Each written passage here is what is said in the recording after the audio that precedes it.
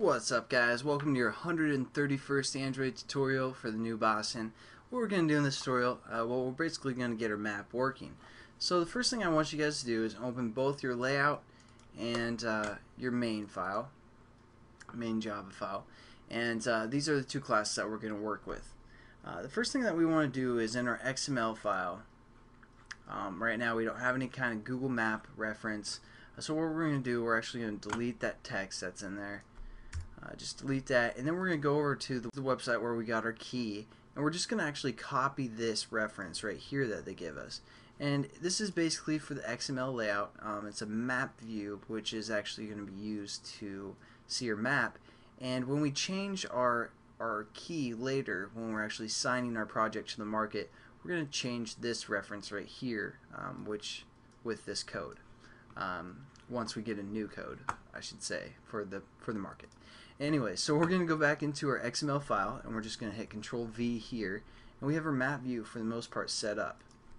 We might also want to add a reference so we can refer to it in Java, so we're just going to say ID equals quotations at plus ID / MV for map view main, something like that.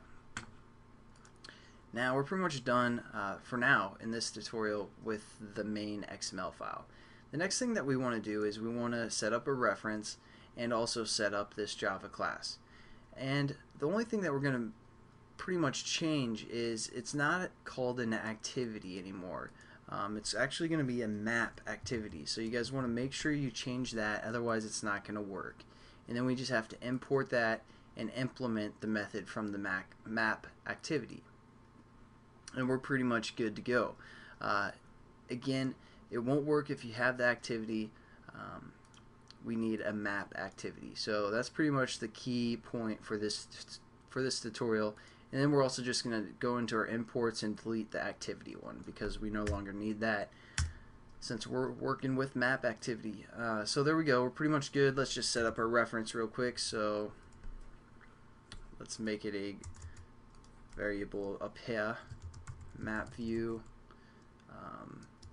map, we're going to call it, and import map view. Nothing new again for the most part here, but we're just setting up all the good stuff. View by ID.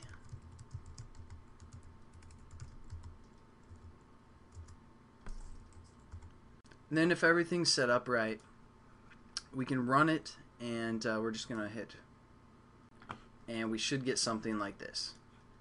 So pretty neat, pretty cool, all that good stuff. But let's say we want to enable a zoom function within our map. So we're just going to set that up real quick. Pretty simple. We're going to say map dot set built-in zoom to be true.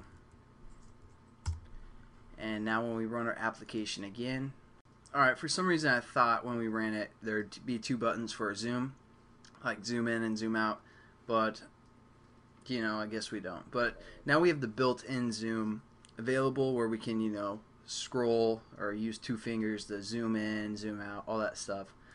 So pretty much that's it for this tutorial. Pretty simple for the most part.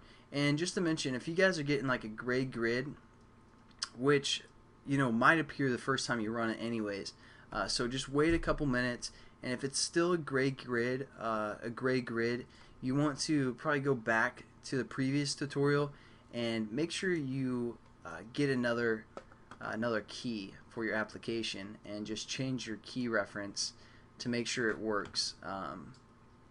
Maybe you typed one letter in wrong when we were trying to get our key or certificate for the fingerprint. So just make sure you go back, type it in, and do it that way, and hopefully I'll get rid of the gray grid that you guys might be having. So thanks again for watching, guys, and I'll see you in the next tutorial where we're going to do some more map crap. So see you later.